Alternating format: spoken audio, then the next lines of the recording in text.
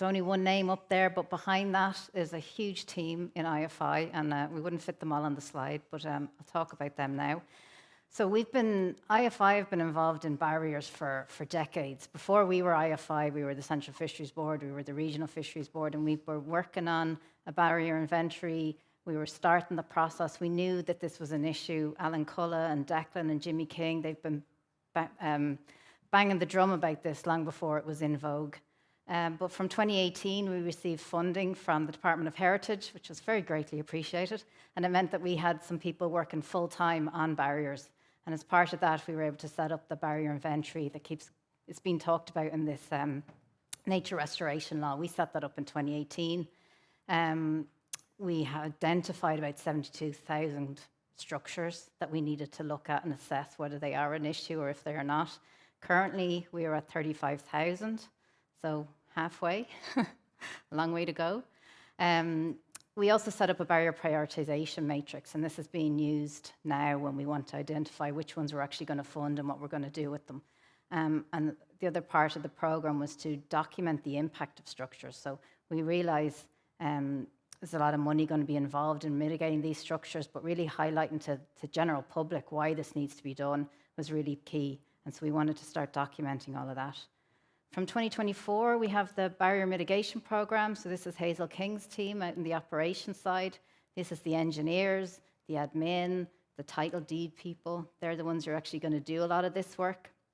And as part of that, we got a research programme.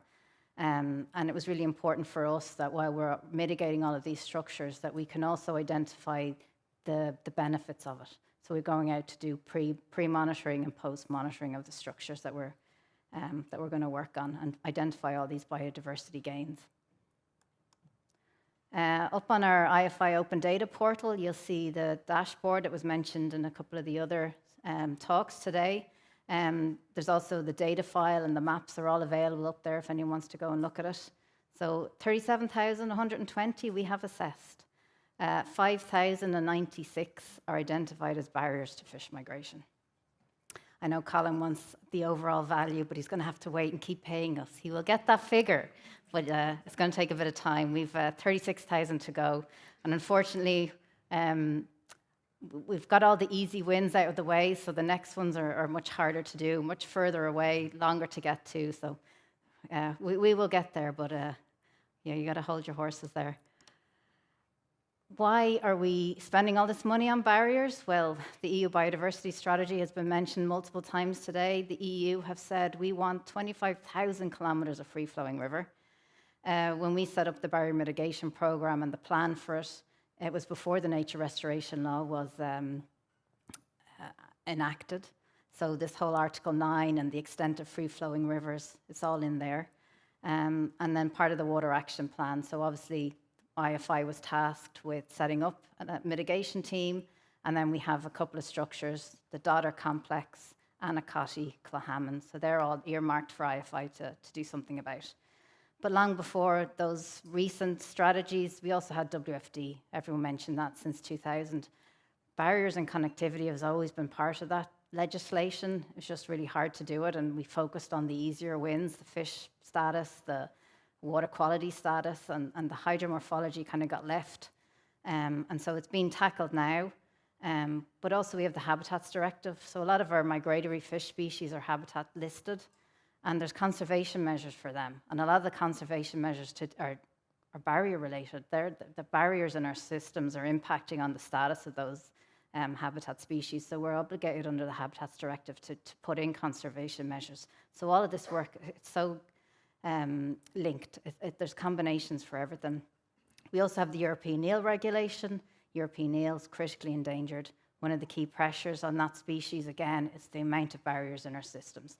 So they're all adding together, and working on this is a benefit for our migratory fish species. On the column here, you'll see we've got this is the red list rating.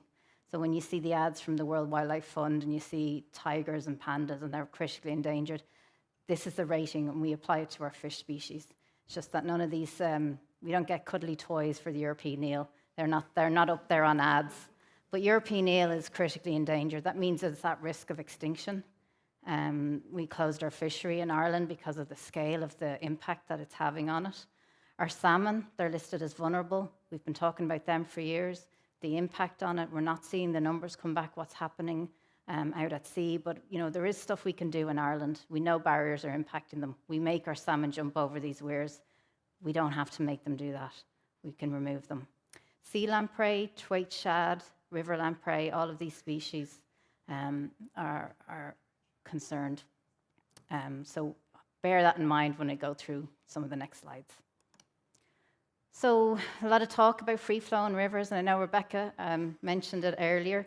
What is a free-flowing river? Well, I know a lot of us thought longitudinal connectivity will tick that box. We'll just remove barriers to migration and we have a free-flowing river.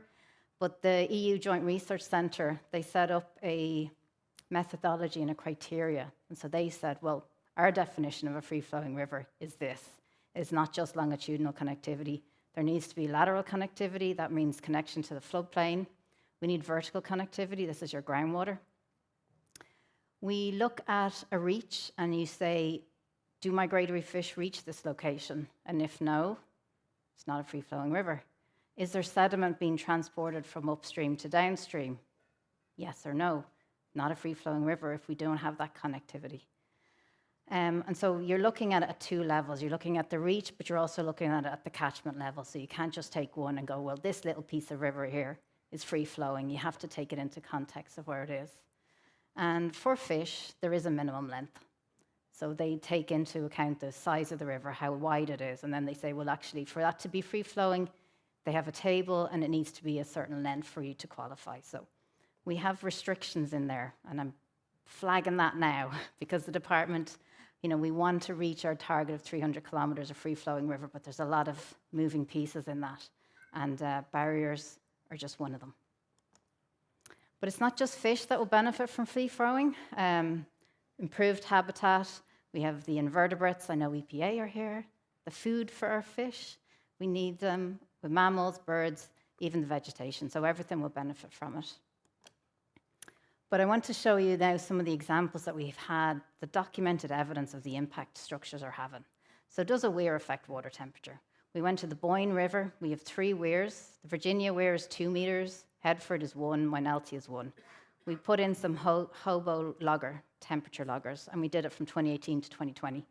And we wanted just to see what is the impact. You would expect that there's something's happening. We create these impoundments, and they're just a little pond or little lake, and it's just being heated up by water, but we never had any document of what is actually happening at these locations. So we set up a study design upstream, immediately downstream, 400 metres downstream and 800 metres downstream. And we also looked at some other variables like canopy cover, groundwater influence, and residence time in the impoundment. And we found there is a problem. So what you see here in the graph, and apologies, with our modern technologies, I can't use a laser pointer, so I'm going to have to use my words and try and describe this. What you're seeing here is temperature, and on the bottom is date. So this is July, August, September, and it's 2018. The red lines are the upstream site, and the bluey-green lines are the downstream, immediately downstream of the structure, the Headford structure. We have 2 lines going across the graph. The dashed line is our brown trout growth threshold. Basically, above this line is not good, and above the red line is very bad. That's all you need to know. So what you find here is both of our locations are above the 19.5 threshold, and they're even dipping into the 22 degrees, so this is not good. But what the difference between upstream and downstream is, the red line, you see it's dropping down? It's dropping down at night. So every night, the fish, the species in this location, they're getting a reprieve. You're getting that cooler water at night, and then it's heating up during the day. But downstream of the weir, there's no let up. The water temperature is above 19.5, and it's going on for an extended period of time. So 2018, one of the driest ever recorded, thanks to a heat wave. And then just to show, it's not just upstream and downstream. So this is the Virginia weir, and what you see here is 3 lines. So we have our red and upstream, our blue, our green is the downstream site, and our blue is 400 metres downstream.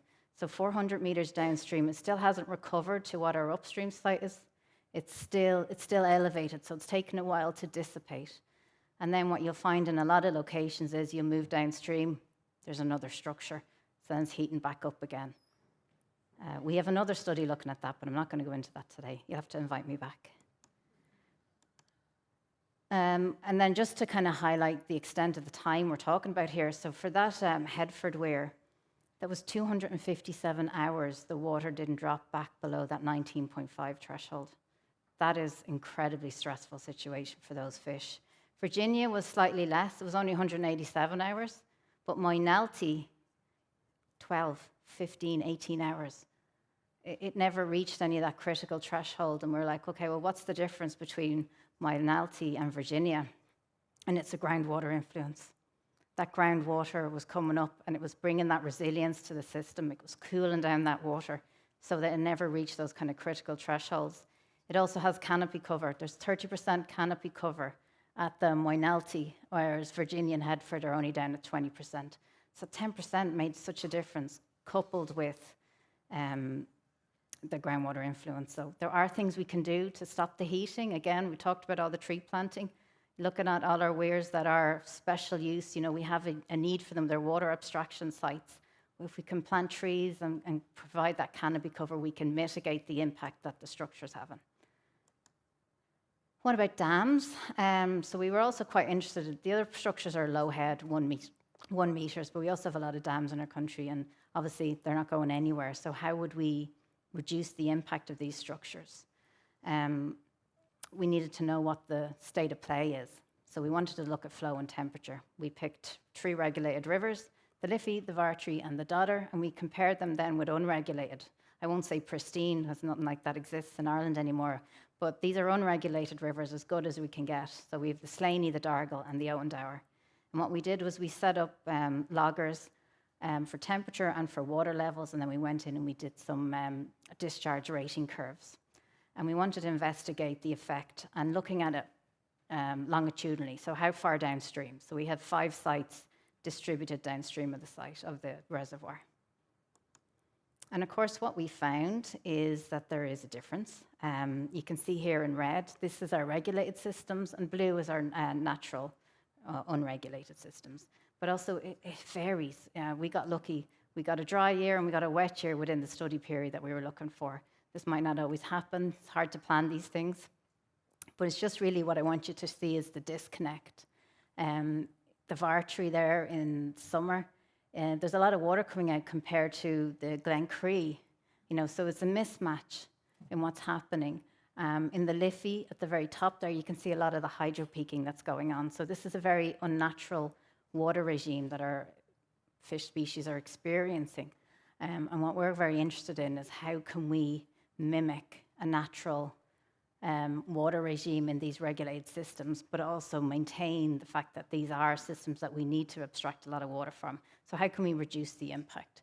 So this is something that we're working on at the moment, where there's a draft report in progress, and will be released shortly. But it's something, again, we needed to know what the scale of the situation is before we could start to look at solutions. But we do believe there's solutions there. The water is being released. Sometimes it's not being released at the right amount, the right time, or to the right scale, maybe. And these are questions that we need to have. I think it was mentioned before about ecological flow.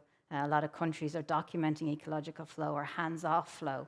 And it's something we need to start having this conversation about for our species if we want functioning river systems, especially in the future. When Conor mentioned, the climate predictions and what we're going to have, these longer, drier summers, that's when the pressure's going to be on.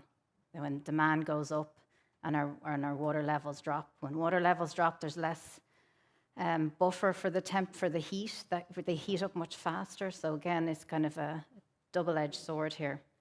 And the reason for it is, and this is kind of our different principles, our fish species and our other species in our rivers and lakes, they've evolved to deal with this kind of a natural discharge regime. And what we've done is we've removed parts of it, and it has an impact on like habitat. So when these flows in winter, they're habitat forming flows, and we've removed them. And then we're going in, IFI are going in, we're putting gravel into areas that, because they're the gravel's not reaching these areas because the flow's not there or the gravel's not there from coming downstream. So we're actively managing them. And we need to move away from that. It's not sustainable. The other thing is our life history patterns. So our salmon, they need that spring freshet to decide to migrate downstream. If that doesn't go, if that doesn't happen, then do they not migrate? Do they wait and wait? And it puts them under pressure for predators and other kind of systems.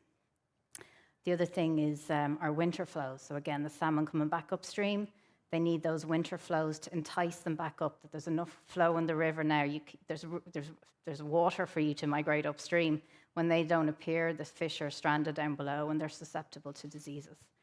We've been monitoring silver eel migration on the east coast and west coast. And one of the things we found on the east coast is we used to monitor silver eels September, the new moon phase. It's the darkest phase of the moon, and that's when the silver eels would migrate. September, a week. October, a week. November, a week. December, a week. It was really nice and predictable, and you could plan it all. It was fantastic. The last 6-7 years, we've not fished September because there's no water. We've not fished October because there's no water. And sometimes what happens is we end up fishing for 3 weeks in November because the rains all come at once.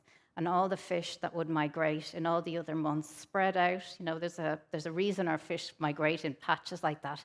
It's a survival mechanism. What's happening now is they all have to go at the one time. There's 3 weeks non-stop, they're just going. And this all has an impact on, you know, survival. When they get there, there's predators at the sea waiting to eat them. They all know they're going to be there. And instead of it being spread out over 3 months, it's spread out over 2 weeks. So this is the implications for how we've changed how our systems are running. And we need to be taking this into account when we want to come up with solutions. So I'm 2 minutes. So my take-home message basically is barriers are bad and we want to do something about them. The Barrier Mitigation Fund has just closed, but there will be more. Please look at your systems if there's barriers on state lands, if there's state-owned barriers or obsolete structures. If you have any interest in mitigating them, please get in touch. We have the barrier email address. I think it'll come up on the next slide. We want to be realistic. Obviously, there's a lot of structures that we're not going to be able to mitigate, but we can focus on the obsolete structures, where removal and partial removal can be done. And this is what we need in order to get the free flow in rivers. So that's me. Thank you very much.